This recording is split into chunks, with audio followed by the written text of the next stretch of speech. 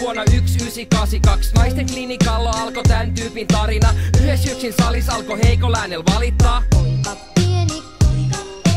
Torkkuen turvassa tuoren äidin kainalos. Lapsen sekä kylmä maailman välissä vaan kapalot, kun kerran lähet lämpimästä vaikka kuinka yrität. Utelias pikkupoika halus kääntää joka kiven. Vaik se olikin välit zorro, niin se oli kova itke. Ekat askeleet lapsuutta kohti ottaa siten.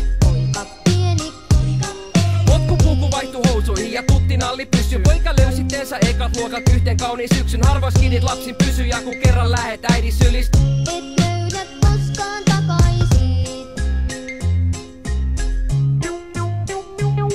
Ala-aste meni ohi, nyt on skidin uudet kujet. Broidin leivikset on auton, pakko saada uudet kutet. Vaikka sammarit ja pystärit ja farkkupaita, se on silti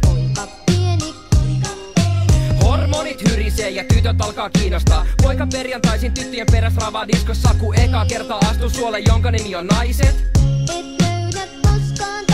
Tuli äänen murros ja lihakset alkoi kasvaa. Ei vaan malttanut venaa, että pääsee kuluttaa Alkon kassaan. Vaik se luuli, et se on mies, se oli tahtomattaa.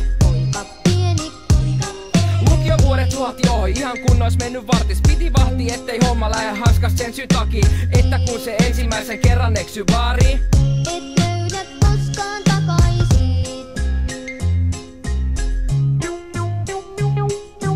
22-vuotiaiden ei oo kaikki enää loistavaa, kun vuokra pitäis maksaa ja on kaikki hommat hoitamatta. Tai välillä kelaa itseksensä, että oispa taas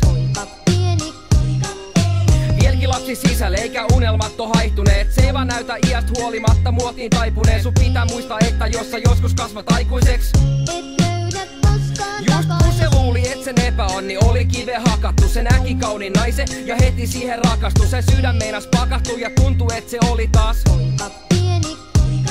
Kun astut yhteiselle polulle elämäs naisen kanssa. Kun astut yhteiselle polulle elämäs naisen kanssa.